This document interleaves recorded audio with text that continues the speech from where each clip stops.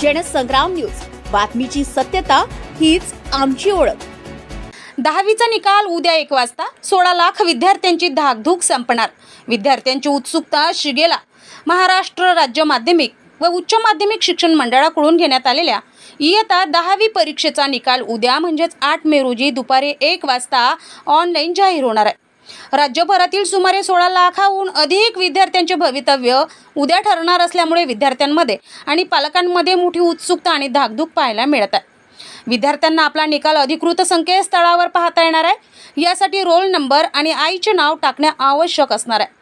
निकाल जाहीर झाल्यानंतर ज्यांना गुणांबाबत शंका असेल त्यांच्यासाठी गुण पडताळणी आणि उत्तरपत्रिकेची प्रत मिळवण्यासाठी ऑनलाईन अर्जाची सुविधा उपलब्ध होणार आहे। ही प्रक्रिया निकालानंतरच्या दुसऱ्या दिवसापासून सुरू होईल।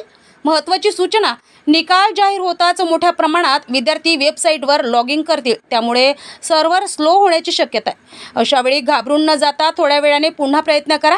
तसेच ऑनलाईन निकालाची प्रिंट किंवा PDF सेव्ह करून ठेवण्याचा सल्ला देण्यात आला, कारण ही प्रत तात्पुरत्या प्रवेशासाठी उपयोगी ठरणार आहे। यंदा डिजी कॉलवरही डिजिटल मार्कशीट उपलब्ध करून देण्यात येणार आहे।